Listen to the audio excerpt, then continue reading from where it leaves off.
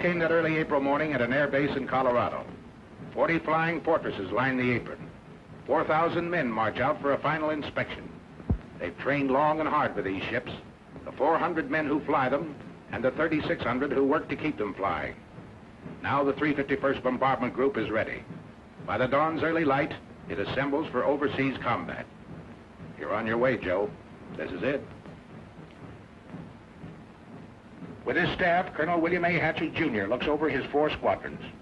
You feel the old man is proud of you. He finds no fault with you today, nor you with him. You'd fly his wing to hell and gone.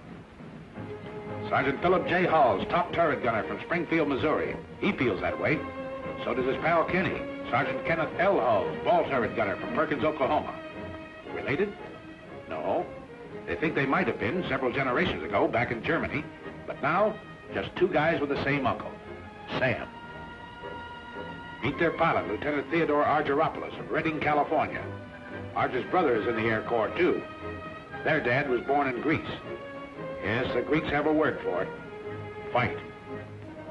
Their bombardier, Lieutenant Daniel F. Stevens of Chicago. He can bat 1,000 with a Norton bomb sight. Sergeant Paul J. Posty, ball turret gunner. His dad came from Italy. Paul was formerly a pastry cook. He's got 1 brother in the Navy. Another, a Marine, missing in action. Here's Sergeant Tim Tutchet, tail gunner from Mariana Lake, New Mexico. On the reservation, they named him Aki. That means boy in Navajo. Uncle Sam's boy, too. A few last-minute instructions, and we're off. The compass points northeast. Take another look down there. That's your part of the earth. Out of that desert, those mountains, those fields has grown the American way of life. What you're fighting for. You remember the Colonel's quiet words? Men, the enemy has asked for it. Let him have it.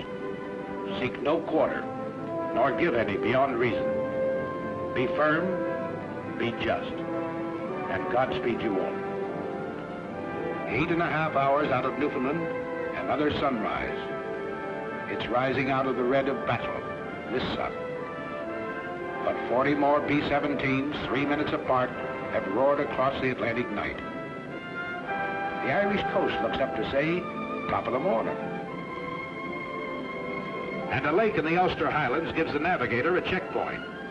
Off the Scottish coast, Dernya Craig is a signal for right rudder south, across the English Midlands. Pilots are impatient with the lack of sleep. Head up, boy. Pour on the coal. Let's get there.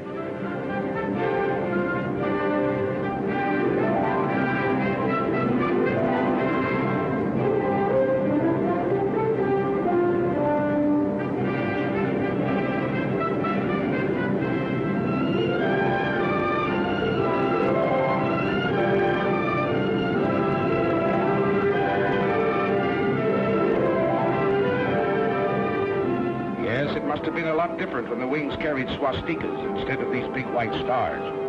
Don't worry, folks. We're dropping nothing today, just our hats in the ring. Hello, Missy. We brought something for you and brother. Chewing gum and chocolate bars. And there's a crate of oranges in the ball turret. Ah, there, Grandpa. We'll be seeing you for a glass of that. And there's the base. 400 acres of dispersal areas. The RAF is on hand to welcome us.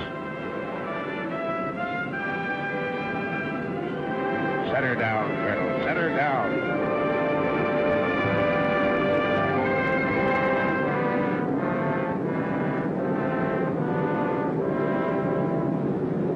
The 351st becomes part of the 8th Air Force.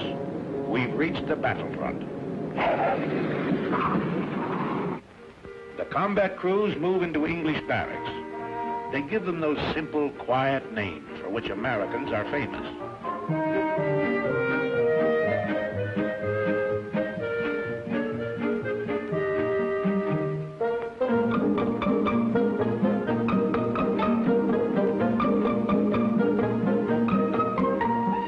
Later, the ground crews arrive. Hiya, Gus. Great boat trip, huh?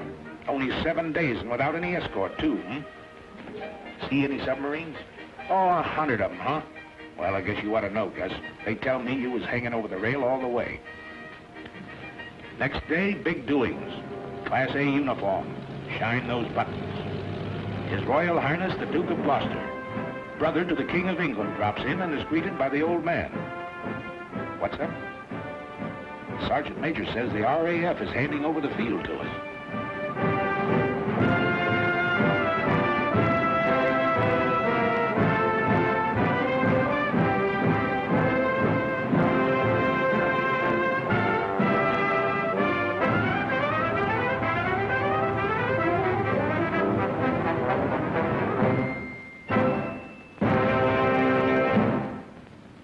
On behalf of the Air Ministry, I hand over this aerodrome complete with buildings and equipment for your safekeeping. It gives me great pleasure to accept this station on behalf of the United States Army Air Force.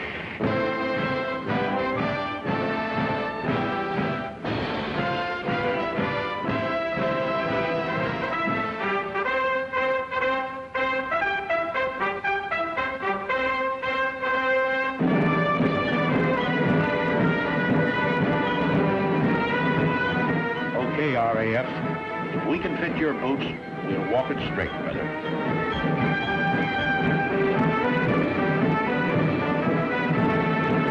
Another surprise visitor.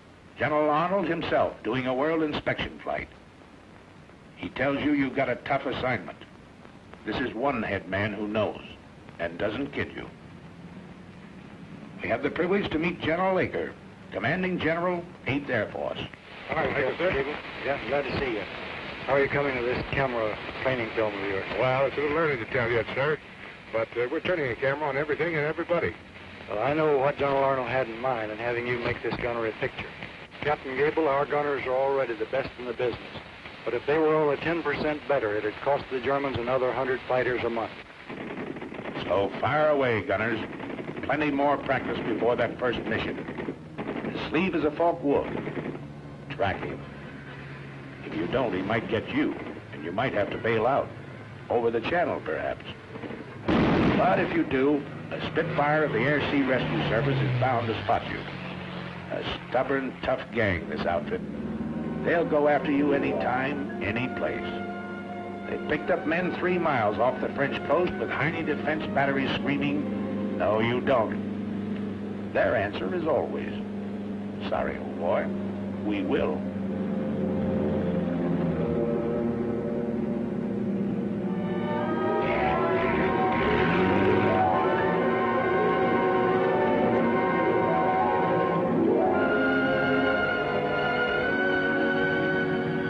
Work on your identification of aircraft.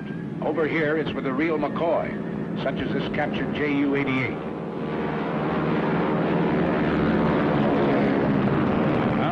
There it is, everything up forward, punched under the nose. But the Canadian pilot says it's a sweet flying ship. Yes, sir, a dangerous all-purpose aircraft. Or the Heinkel 111K.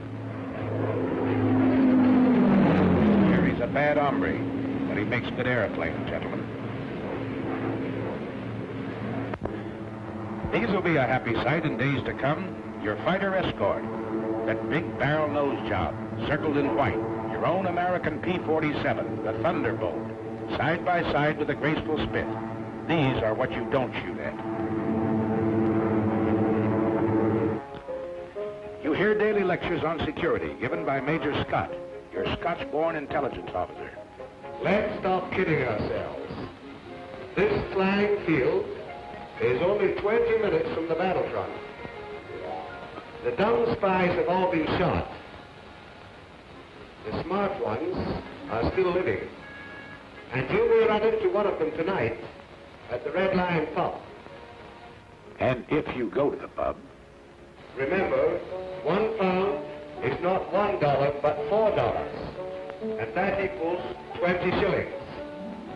1 shilling equals 12 pennies, which equals 20 cents.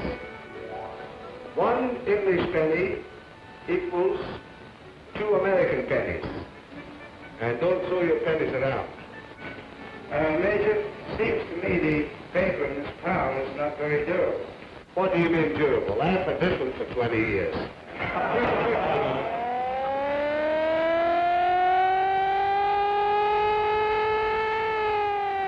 What is it, Fred? What is it? One of those bitter lessons you learn in training. Flying close formation in rough air at low altitude is no good, gentlemen. Save that for high altitude, when you're headed for the target.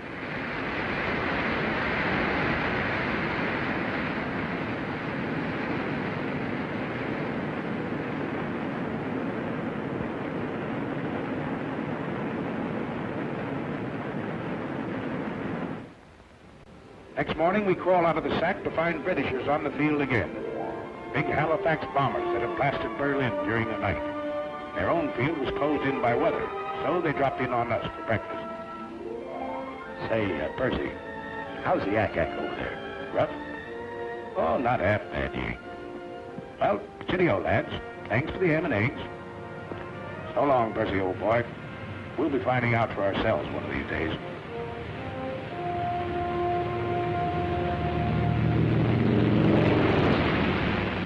That day arrives. The order comes over the teletype. The communications clerk carries it to Colonel Milton, operations officer. To Colonel Burns, deputy commander. The old man is on the phone. Then in the briefing room. I'm summarizing. Remember your route in to this DR point where you go northeast to avoid this black area. P-47s will escort you to about this point on the way in, and Spit 9s will meet you about here on the way out and escort you all the way home. And now the weather officer. Weather's plenty important. You'll probably have to go over and above the altitude that you're scheduled to fly, 23,000 feet. From the IP to the target, the winds will be very strong tailwinds, and your ground speed should be well above 260 miles an hour. The visibility is good everywhere east of that cold front, and the temperature at the target should be comparatively warm, minus 25 degrees centigrade.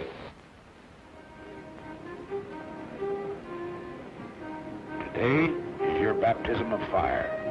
If Lieutenant Argyropoulos ever felt responsibility, he feels it now. In the armament shop, his crew is picking up their guns. Now remember, fellas, don't let them get too close trying for a sure kill. Your main job is to bring these airplanes back. You got plenty of ammunition. Keep them out there at long range.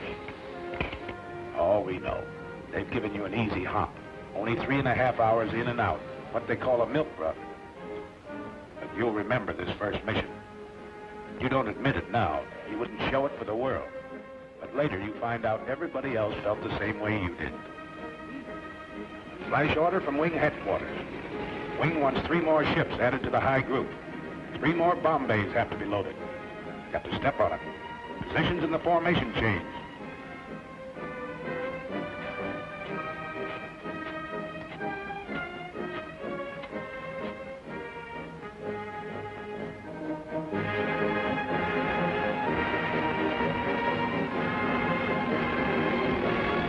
This doesn't concern Sergeants Kenny and Phil Hulls.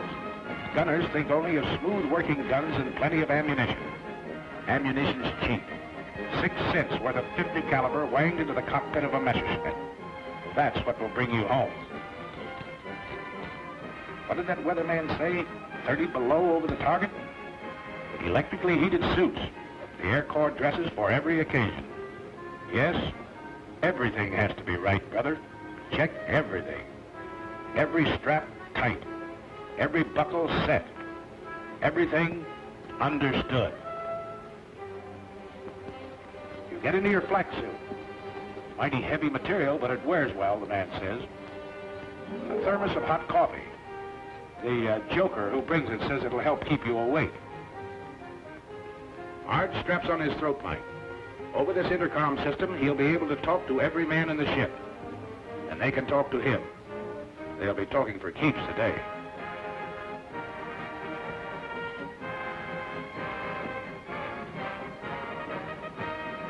Well, that flare from the tower ought to be along any minute now. There it is. Start engines.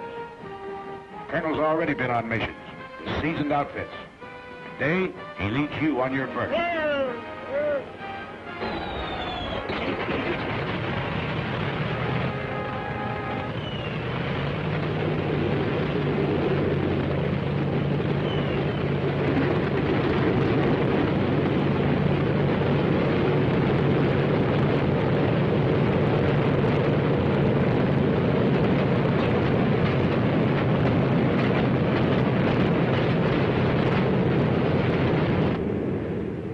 Second flare. Start taxi.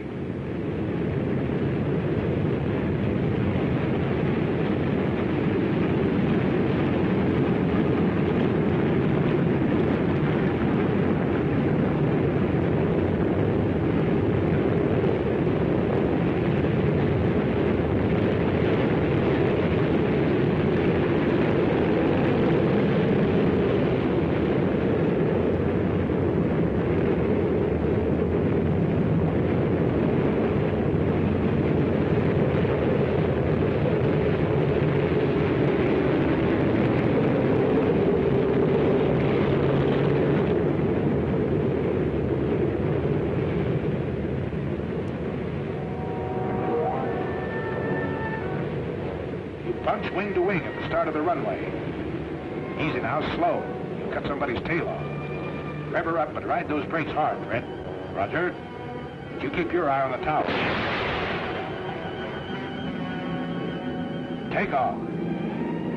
The old man leans full on his throttle. At 15-second intervals, you follow.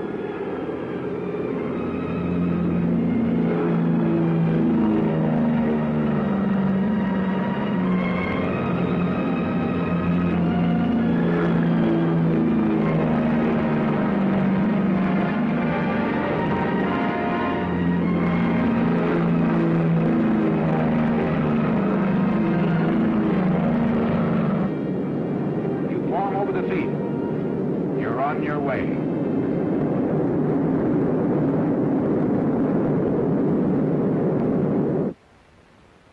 The rest of the outfit sits down to wait.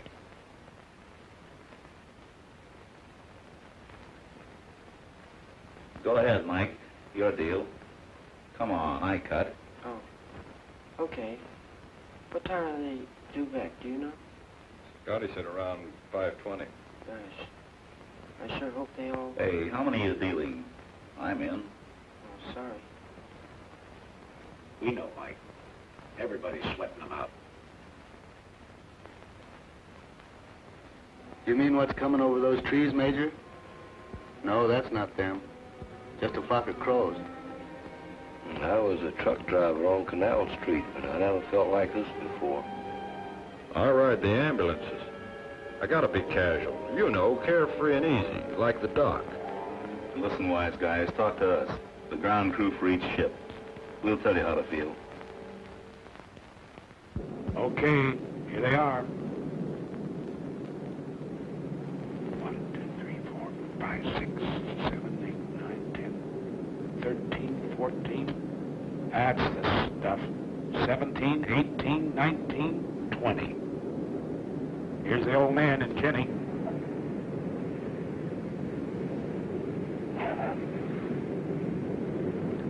Yeah, that's your ship, Corporal. You can uncross those fingers now. 627. That's Joe Frischholz. A little hot, Joe, but you're a hot pilot.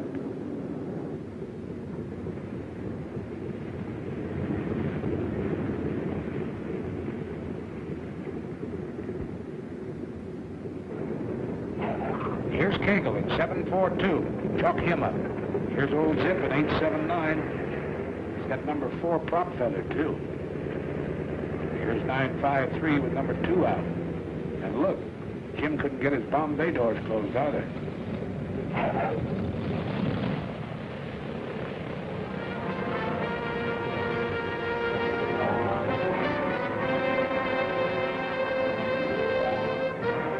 Oh, the old OK sign, huh, Sergeant?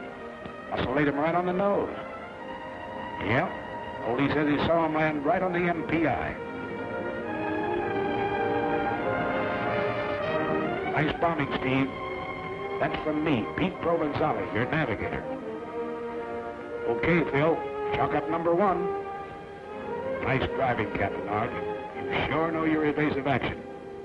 Uh-oh, Harry caught something. A 20 millimeter right across his radio. Arch looks at a hole in the horizontal stabilizer. Nothing at all. Hi, Pete. Come on, let's stow these guns and get to interrogation. Yeah, you're feeling pretty cocky. Nobody blamed you.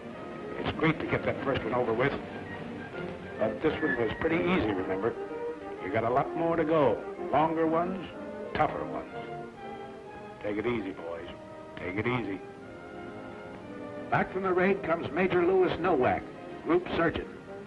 Doc flew this first mission to study the physical reactions of men in combat. He didn't have to go, but that's the kind of a doc he is. And today, on the walls of the officers' mess, begins the chronological record of the group's success. Coutray, a German fighter base in Belgium. Annie doesn't live there anymore. In the meantime, we find Kenny and Phil cleaning their guns in front of the armament shop. Hello, Captain. Hello, fellas. Well, how was it? You know, Captain, I don't think those Germans like us. Are you ready to go again? Sure. Gotta get this thing over. Did you learn anything you didn't know before? Plenty. At home, they told us the Jerry's made most of their attacks on the tail. Today, most of them are on the nose. Yeah. Most of the time I had my turret pointed at 12 o'clock. I must have fired 1,000 rounds. Let's go all these guns, Ken. All set? Yes, check those guns. You had plenty more use for them the next 2 weeks. Emden, Kiel, Wilhelmshaven, St. Nazaire, Bremen. And every swastika stands for a Hun pilot that asked for it and got it.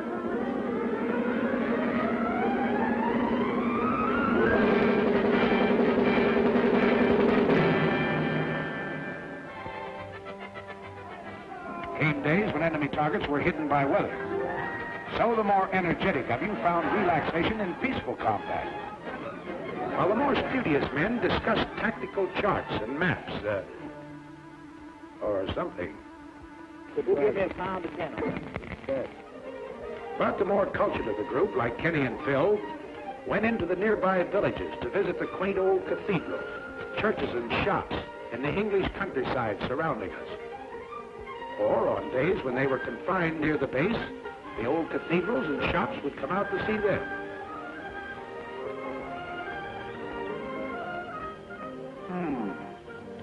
This little shop wants to go home. Meanwhile, back at the kitchen, we find a very unhappy and angry man. Hello, Sergeant Posty. Hello, Captain Gable. What's this? I thought you were a volunteer gunner. I thought so too, sir, but I've been grounded. Oh, your pants crept up on you, huh? Yes, sir. They found I was chef at the Brown Derby in Hollywood, and now they have me in the mess making a cake tonight for the officers' party. Nothing you can do about getting back into combat? I don't think so, Captain. Well, Sergeant, remember this. There are 2 kinds of cake. One of them's good, and the other one, I'll be seeing. But gals or parties, you're still fighting a war. And you're getting mighty good at it. Nobody knows it better than the sucker who started it, little Adolf. Well, Sergeant Posty, back into combat, huh? Yes, sir. How'd you manage it? Well, sir, you know what you said. There are 2 kinds of cake. So Posty's back in the air with you. You're blowing factories and power plants 1,000 feet in the air. Okay, how about you, Winchester? Well, I have a little excitement. What happened? I have a little present here for you. What's that, black? Came in the side of the radio room and hit the buckle on my parachute down on the floor. Who else is playing? Phil. What time was that? It was about $1,600. $1,600. Where'd it happen? You know, that's what it Yeah, it's right here, just east of us. East of Austin. That's right. We'll confirm that. Well, I saw it. I confirmed it. After he fired it, came down and passed underneath their left wing and exploded right underneath it. Nobody should bail out. And when you hand out punishment like this, you've got to take some, too. The day you got back from over Villers-Coublay, just outside of Paris, was plenty rugged. Signal flares. That means wounded aboard. What's tough about it was, you had to bring your bombs back. You couldn't drop them. When you reached the target, you found it closed over by weather. That's an order when you're flying over France. No indiscriminate bombing. Just German installations.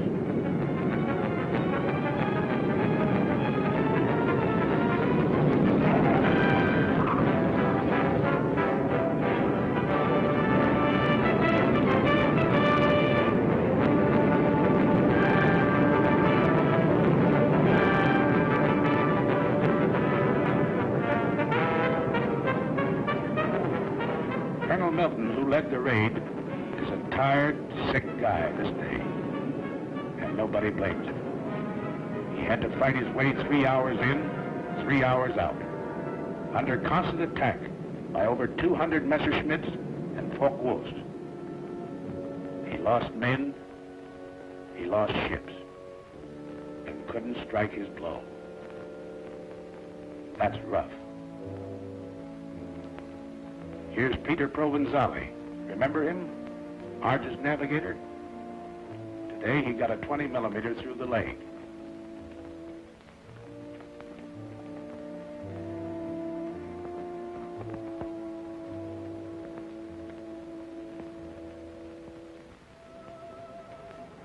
Control cable shot in two, but some wounded gunner wouldn't quit. He tied them together.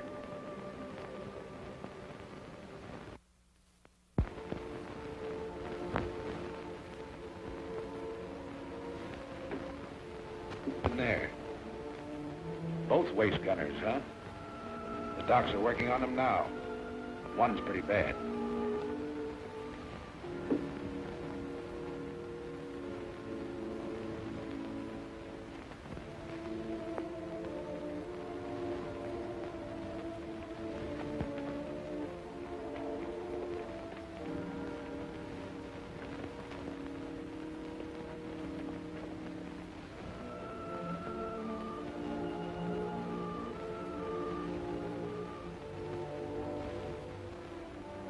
Easy now, you guys. It's Bob Wallace, co-pilot.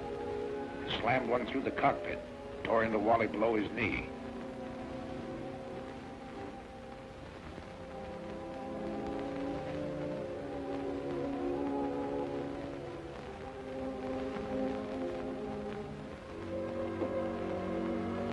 Bulletproof glass. Well, Sergeant, guess you live right.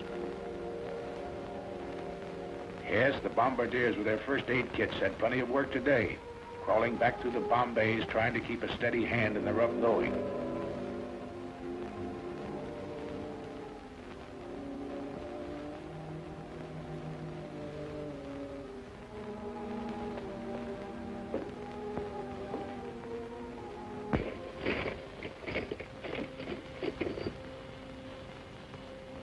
Many of your pals left you that day.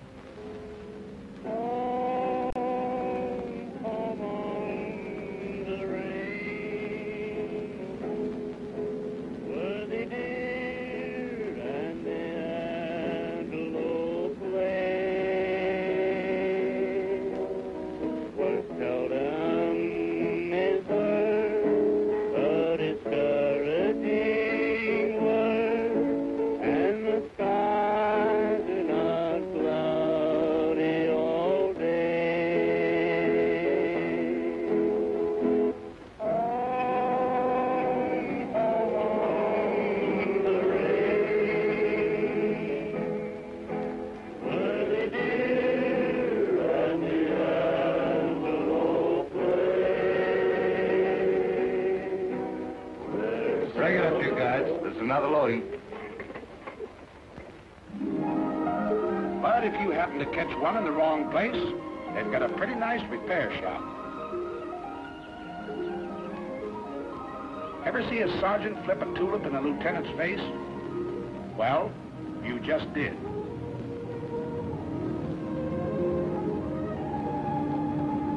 Yeah, while the gang at the base carries on, you can take it easy for a while.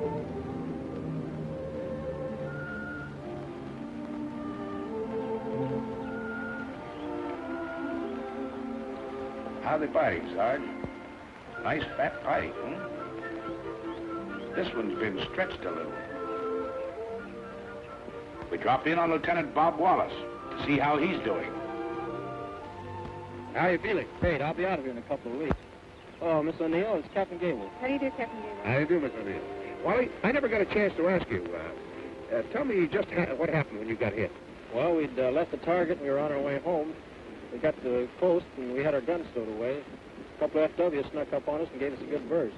Oh, I see. You had your guns stowed away, eh? That's right. That's a little early, wasn't it? It certainly was. It's not a very good idea to relax over here until you get back to your own base. Is that right? That's right. Well, go ahead. Then what happened? Well, after I got hit, I climbed down out of the pilot's compartment and got the top turret gunner to help me down into Bombay.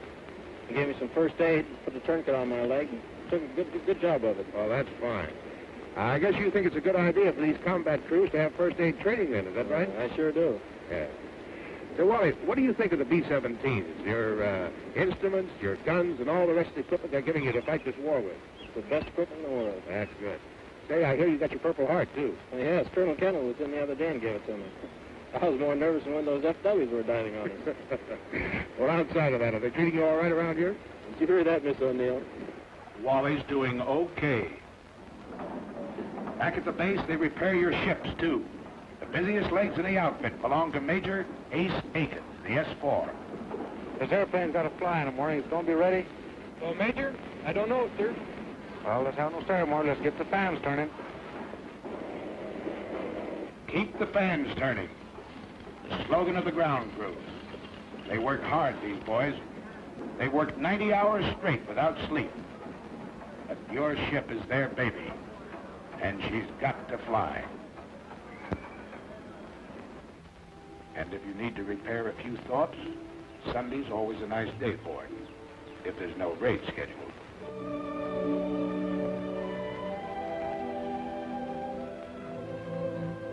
What do you know, Ken? This church was built 900 years ago.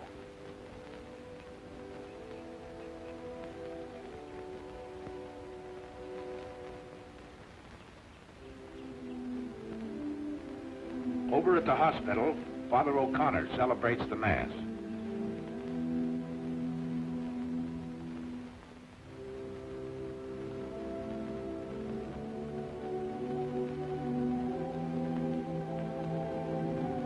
The boys receive Holy Communion.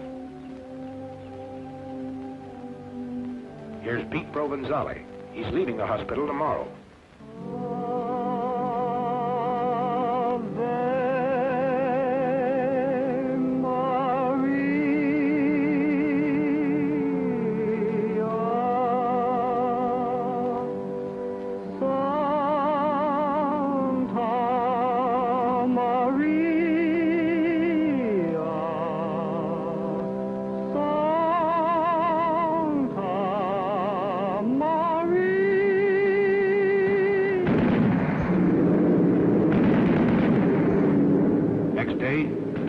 Back to work.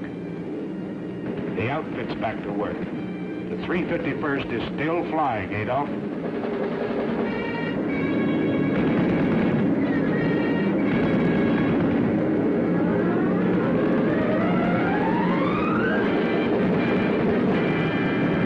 Attention to orders.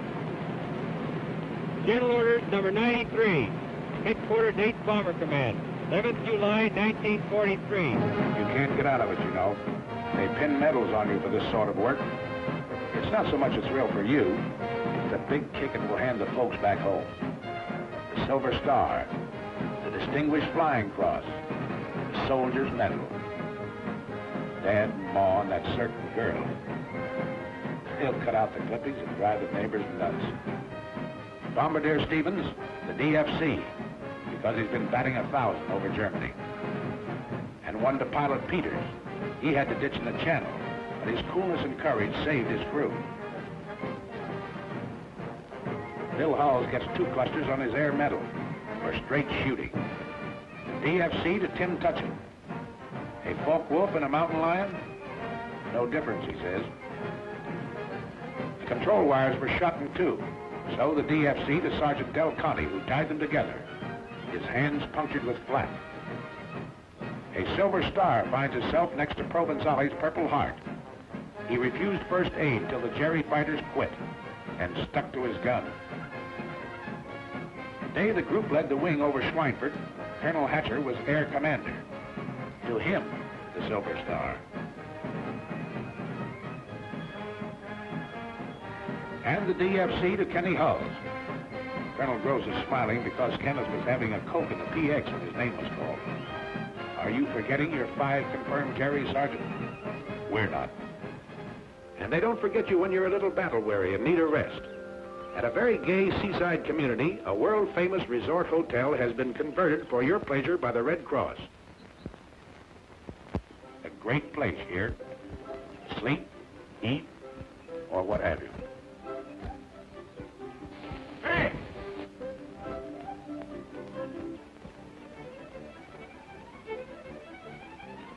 Not on your life, Clark. None of that here. Oh, but look, Art, just a few shots. Oh, we're here for a rest. Right, you guys? Right. Well, all right, then how's this? I'll follow them around with a silent camera for 1 day. They won't have to say a word. Good deal? Good deal. An English Surrey with a fringe on top. Nice fringe. Carry you to the old swimming hole.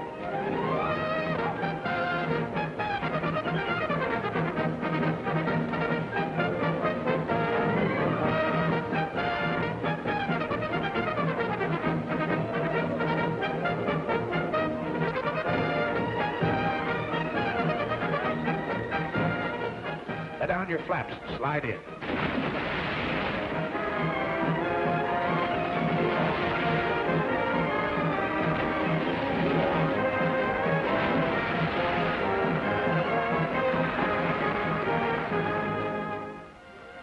Now let's see what the boys back at the base are doing.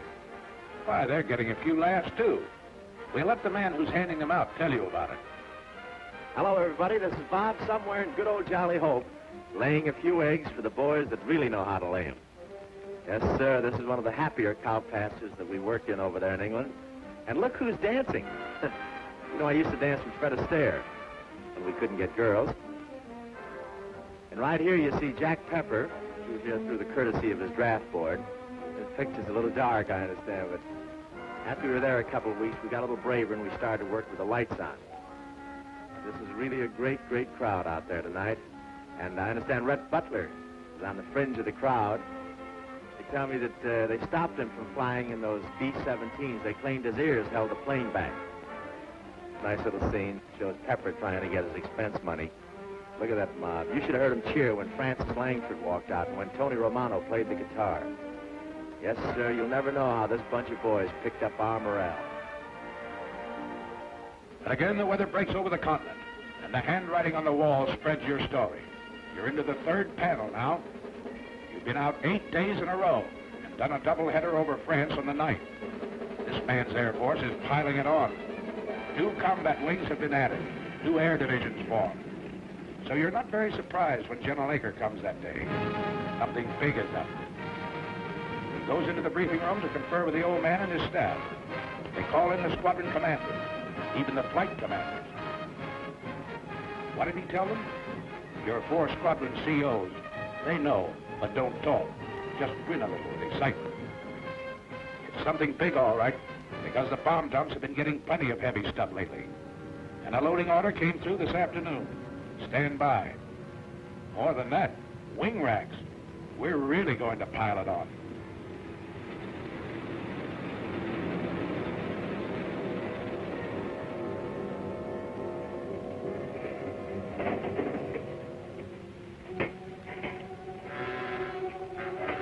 And that night, As always, when you know a real dilly is coming up, you're a little restless. Out in the dispersals, you hear them winding up those engines.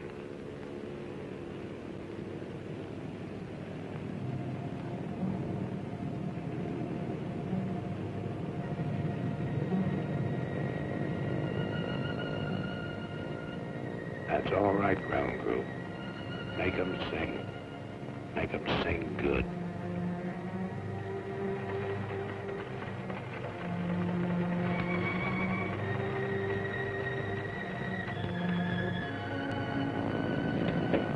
All right, you guys.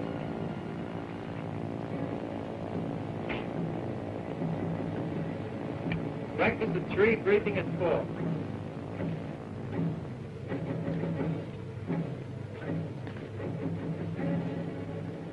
Okay, man. For security's sake, anyone know what the target is for today? St. Nazaire? Brussels? Paris. Oh, we'll see. All right, Sergeant.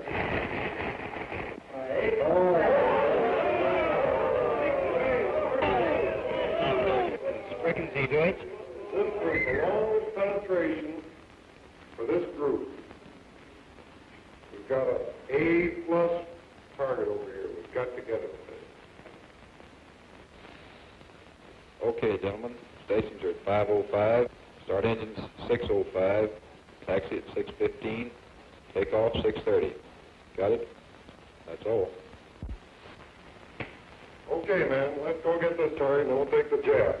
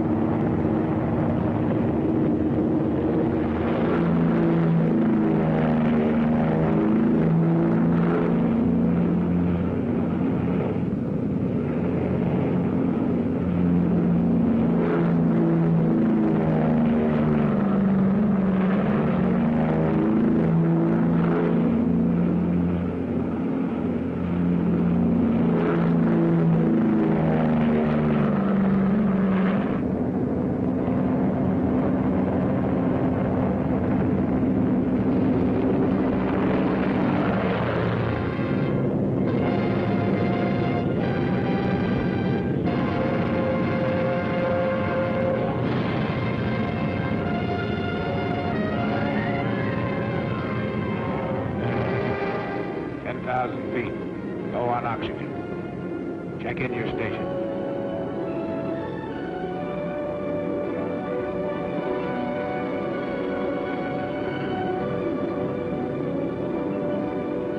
At the designated splicer point, still over friendly territory, rendezvous with other groups. Your combat wing banks into position. Then wing after wing, as far as the eye can believe, the attack forms. It heads for its assigned targets 500 miles away. Up until this moment, your fighter escort is still on the ground, guarding its limited fuel capacity. Now flight control gives a signal to the Thunderbolts. They climb upstairs to overtake you.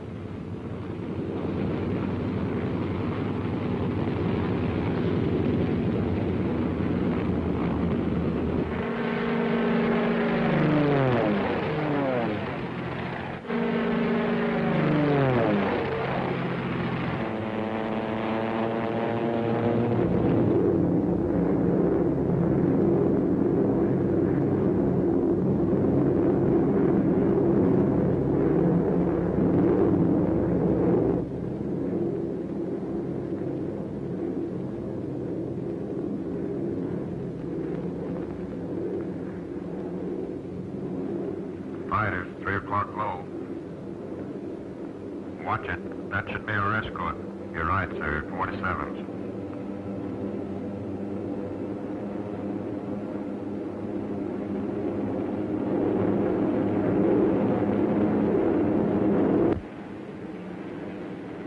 Pilot to crew. Pilot to crew. Over enemy coast. On the ball, you guys.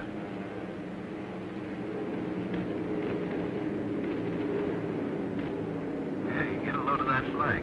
Can't they throw it any higher than that? Where do you want to have it? In the bomb bay? Why don't you lean out and smell it? That's right, you guys. Laugh it off. Right now, a bum joke goes better than 2 fingers of rye. Around 3 hours out, Arge looks at his watch.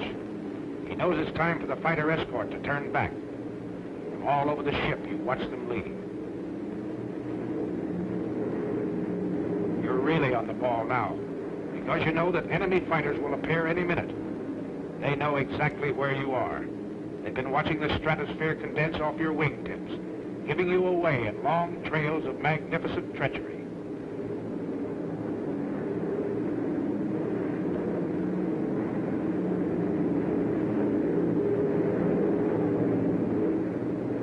Okay, here they are. 9 o'clock high, enemy fighters. Same thing at 3 o'clock. Yes, at least those vapor trails work both ways. Arch watches the enemy formations as they parallel your course. Seems obvious. They're staying out of range, going out ahead to turn in for a frontal attack high. All turrets swing about to help guard the rear. Top turrets hunt the sky above in all directions. There's some more out there. Keep your eyes peeled. Now it comes. The enemy pours in at you from every point on the dial.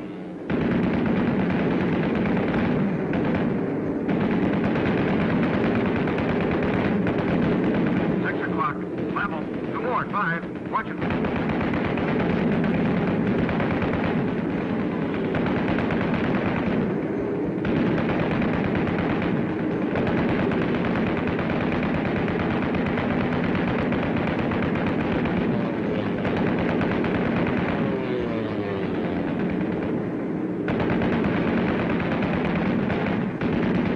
Get that one at 3.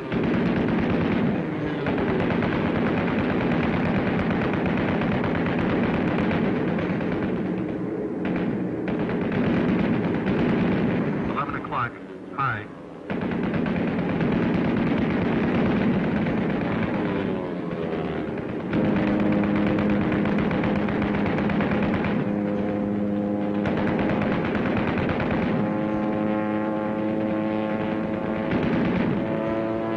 Level.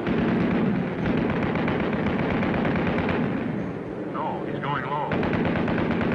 Here he comes up.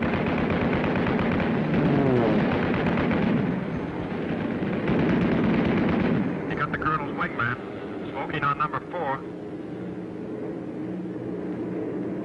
He's going out and down. Check the chute, you guys.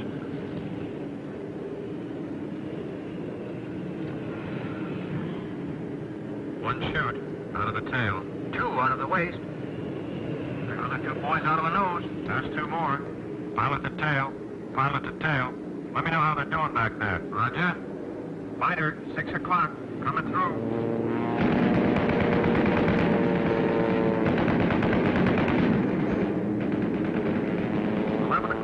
Low.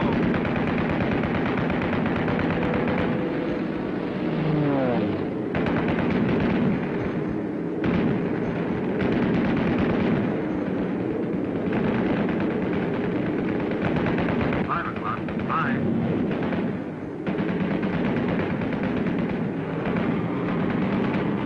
Got one out of the high squadron. Yep. No chance there.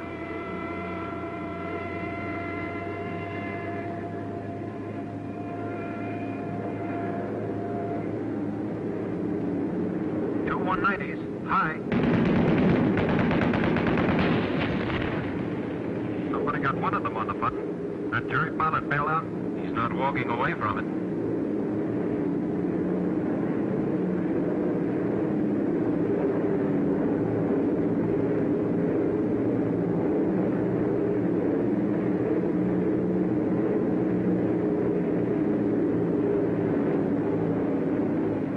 Still they barrel in at you. A little short on heart, plenty long on guts this enemy.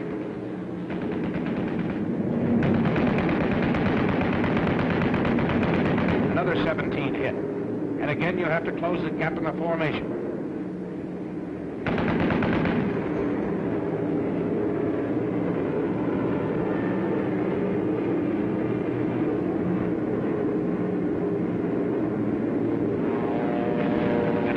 again they come. 12 o'clock high, 4 o'clock level, out of the sun, and up from the ground.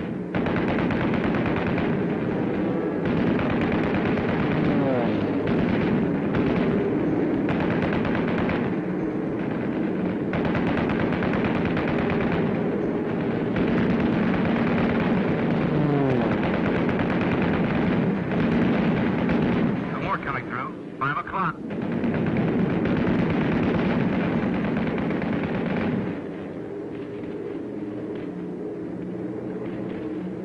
Crossing another flak area. It's heavier this time, so black and thick you can almost hear it, and it's more effective.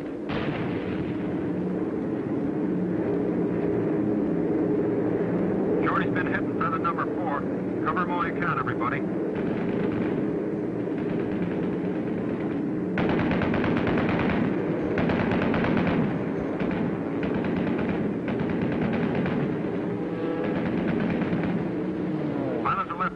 Pilot to left waist.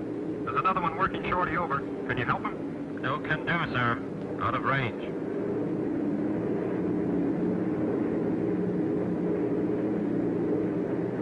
Beginning of smoke screens announces the approach to the target area. The enemy's been caught off guard. He's trying to cover up. Too late. In desperation, through his own flak, the final Hun fighter makes a pass at the low squadron. Driven off, but still.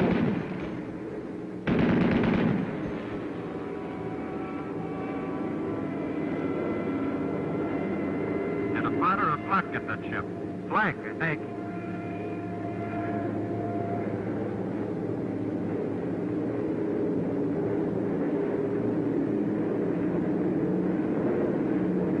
There it is, the flare out of the lead ship. The signal for the bomb run. This is your attack. All right, Steve. We're on the IP.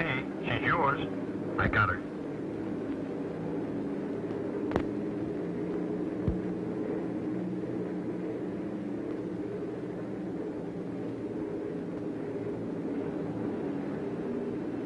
Bombay doors open.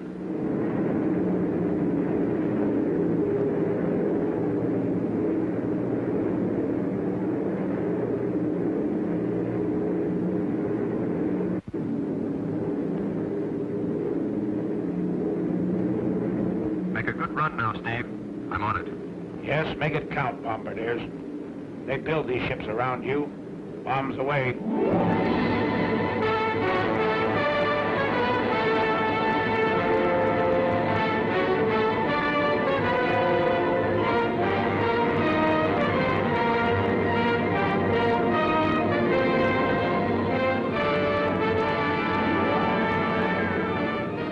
Group picks out his MPI in the dock area. Let's go with the heavy stuff and the big incendiaries. The high group heads for the industrial section and hands out the same medicine.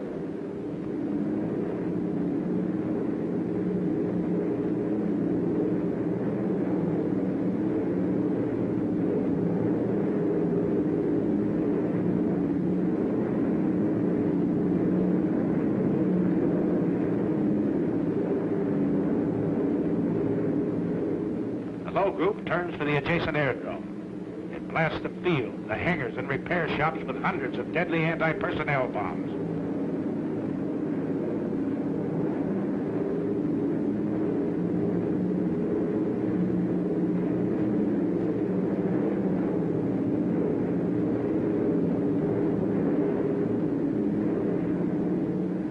A nice pattern, Bombardier. Good deal.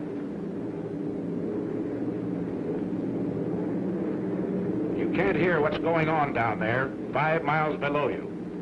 But marshalling yards and chemical tanks, ships and warehouses, spare engines and ball bearing factories are disintegrating in molten chaos.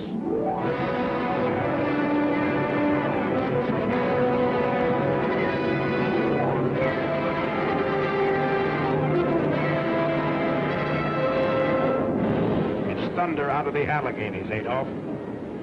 You said Americans were soft and decadent? Well, here's a red, white, and blue headache that'll help you change your mind.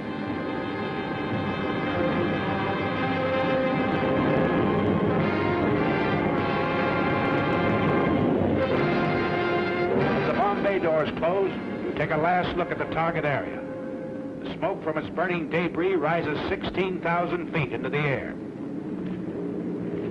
More flak. The aim's still good down there.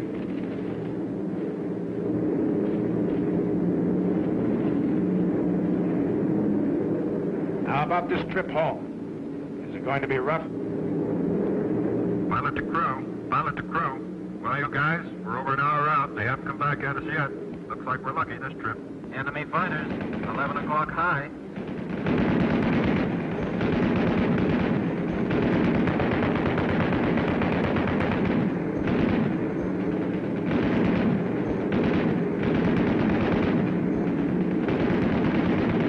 Another 1 o'clock high.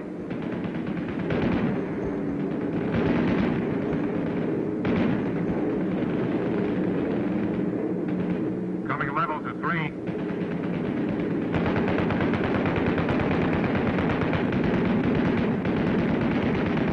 FW's 8 o'clock high.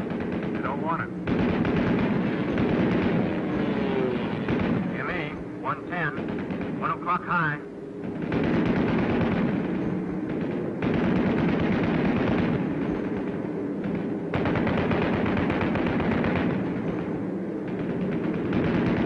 ME at 2 o'clock.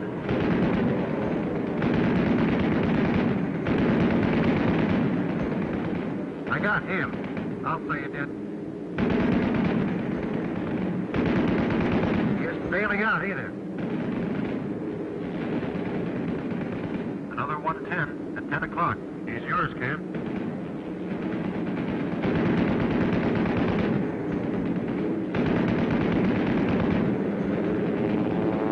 There he goes. He's the pigeon. Gestapo commanders throw their pilots into formation with suicide orders. That's what they get. Formation is tighter than ever. You're not sparing ammunition. You're knocking them down like mallards. One more.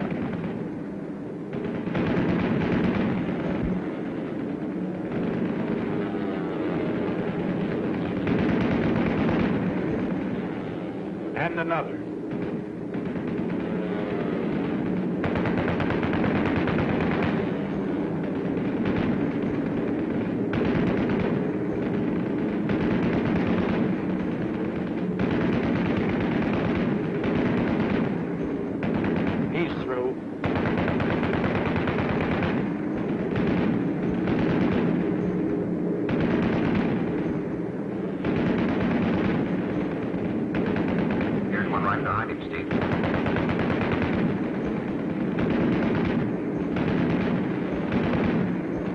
Another.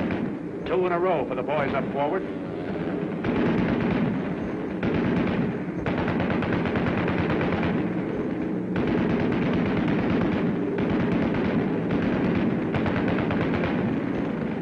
That's mine. You see him, kid? Sure do. I'll confirm him all right.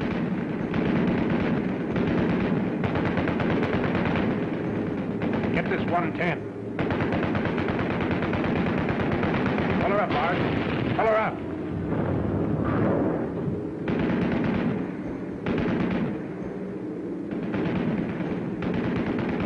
FW, 3 o'clock. Take to him, Joe. Hold your fire on that 1-9. That's a spin on its tail. Yeah, our fighter cover's got here. Now the 4th spit. Gee! I feel it, Terry. It's over today, pal. Look at that spit right him down. Oh, you sweetheart. Good night, sweetheart. Till we meet tomorrow. Good night, sweetheart. Sleep will banish sorrow.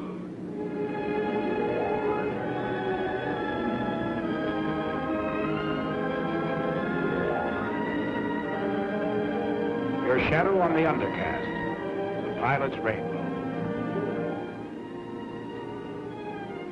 Mission's end, but not the end of the battle. Fighting men from Maine to California still have a long, tough rainbow to travel. But they're looking the enemy right between his eyes. They're fighting him the American way, their American way of life. Enemy of America, look at these men. They're not going to lose, brother.